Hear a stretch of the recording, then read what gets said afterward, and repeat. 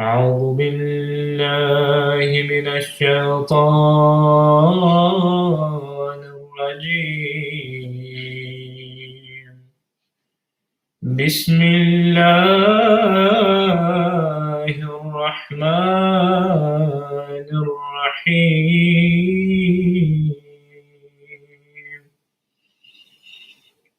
واعبدوا الله ولا تشركوا به شيئا وبالوالدين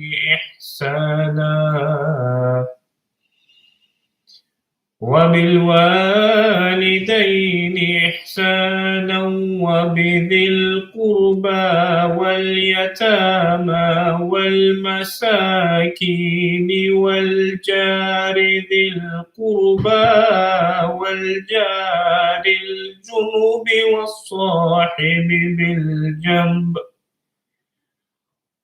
والصاحب بالجنب وابن السبيل وما ملكت أيمانكم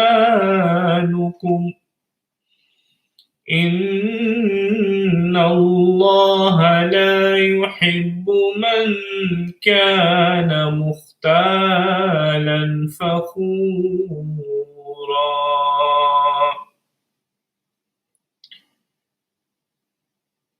The verse that I just translated before you is from Surah An-Nisa, chapter 4 of the Holy Quran, verse 37. And the translation is, and worship Allah and associate naught with Him, and show kindness to parents, and to kindred, and orphans, and the needy, and to the neighbor that is a kinsman, and the neighbor that is a stranger, and the companion by your side, and the wayfarer, and those whom your right hands possess. Surely Allah loves not the proud and the boastful. In this month of Ramadan, we are trying our level best to adopt and inculcate the characteristics of Allah Ta'ala, as Allah Ta'ala says in the Holy Quran, تَخَلَّقُوا بِأَخْلَاقِ اللَّهِ, that you should adopt the morals and the good qualities of Allah Ta'ala. Similarly, it is said in the Holy Quran, صِبْغَةَ اللَّهِ وَمَنْ أَحْسَنُ مِنَ اللَّهِ صِبْغَةً, that adopt the colors of Allah. And who is better in terms of color than God Almighty Himself? I.e., who is better than God in terms of characteristics and unique qualities? One of the fundamental qualities of Allah Ta'ala is that of Ar-Rahman, one who shows mercy and is compassionate without any discrimination whatsoever. And this is one of the fundamental attributes of Allah Ta'ala, which enable us to establish a relationship with Him. But by establishing a relationship with Him, we are also able to establish peace and compassion among fellow creation. The Holy Prophet ﷺ says, all creation is part of God's family. Thus, Allah Ta'ala, God, loves that person the most from among His creation who treats the rest of His creation well and looks after them. Similarly, the Holy Prophet ﷺ is narrated to have said, the most gracious God will show compassion to those who are compassionate. Show compassion to the inhabitants of the earth, so that the one in the heavens may show compassion to you.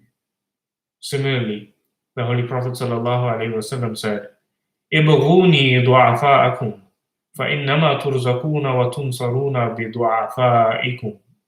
The Holy Prophet ﷺ says that look for me among those who are considered weak. I.e., you can find me among those who are weak.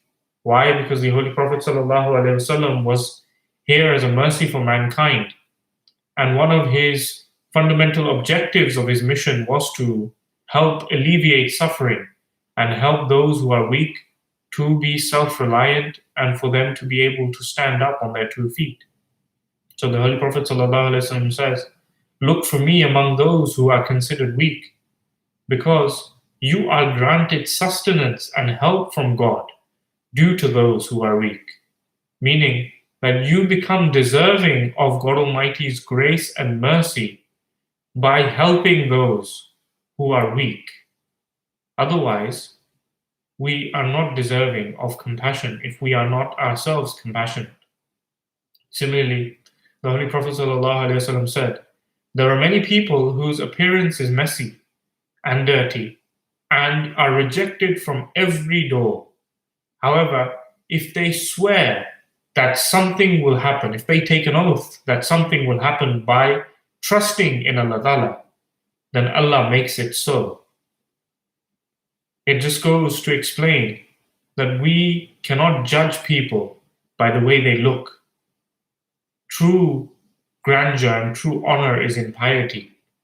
And it is quite possible that someone in our eyes may not be what we think, but in the estimation of Allah Ta'ala, they are held very dearly to Him.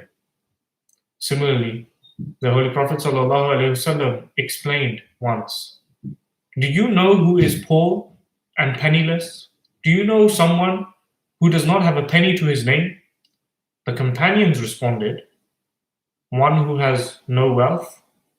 The Holy Prophet ﷺ corrected the companions and said that in my community, he will truly be considered poor who comes forward on the day of judgment with deeds such as prayer, fasting, and zakat. I.e., a person comes before Allah Ta'ala with good deeds such as observing the obligatory prayers, fasting, and also paying the zakat. However, with it, he will have cursed at someone, i.e., with these good deeds, he will have also committed certain mistakes, such as he would have cursed at someone, he would have made false accusations against someone, he would have spoken unjustly and taken someone's wealth unjustly. Similarly, he would have killed someone unjustly or hit them unjustly. And then the Holy Prophet ﷺ says that those who he oppressed will be given his good deeds, so much so that if his good deeds are exhausted before their due rights are fulfilled, so until justice is done, if before justice is done, his good deeds are to be exhausted and they run out, then the Holy Prophet ﷺ says that the sins of those he oppressed will be removed from them and added to him instead. Thus, instead of going to heaven, he will go to hell. And then the Holy Prophet ﷺ says, such a person is in actuality truly poor and truly does not have a penny to his name. Someone who stands before Allah Ta'ala with some good deeds, but having committed a number of injustices, and due to it, all his good deeds are given to those he has oppressed and hurt, and the bad deeds of those he hurt are taken away from them and given to him instead. Similarly, the Holy Prophet ﷺ said, "Whosoever has three characteristics within him, Allah will keep him under His mercy and protection. Firstly, he shows compassion to the weak.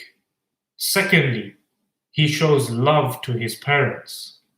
Thirdly, he treats well those who work under him or are employed under him." Similarly, Hazrat Muslim Maud Radiallahu Anhu, the second Khalifa of the promised Messiah, والسلام, he explains, "I advise the women and men that they should help those who are poor and are in need with charity and giving alms. In my eyes, that woman or man is not a Muslim who does not feel pain in their heart upon seeing someone who is in need and does not feel sad at seeing someone who is afflicted. A person whose attention is only fixed upon their own grief and pain is not worthy of being called a believer in God." Someone who professes to have faith in God The world cannot revolve around Him.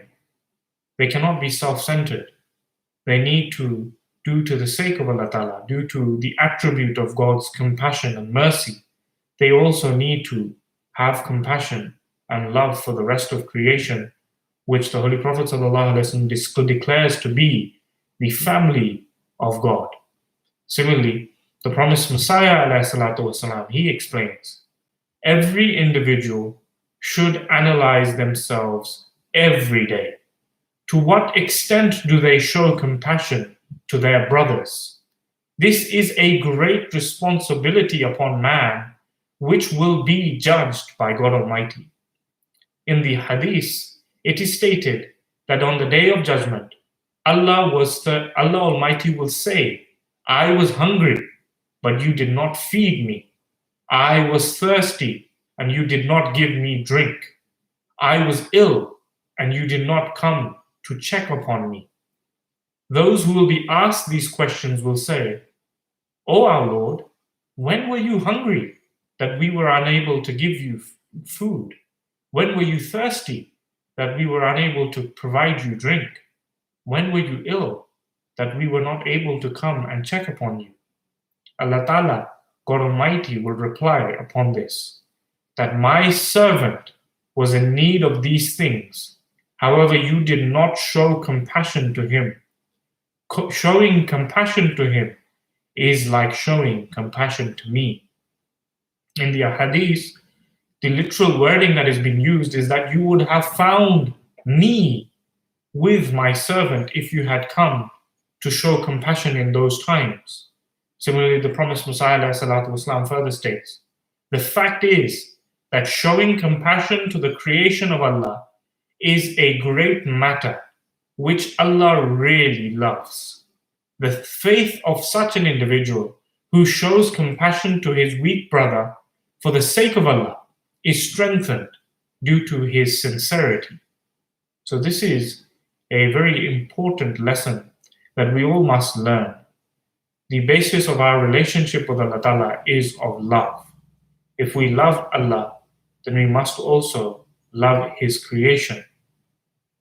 And this is something which is one of the fundamental principles of Islam. If we wish to have a relationship with Rahman and benefit from Rahim, then we must also emulate the characteristics of these wonderful attributes of God Almighty. May Allah Ta'ala enable us to understand this and act upon this, especially in this month of Ramadan.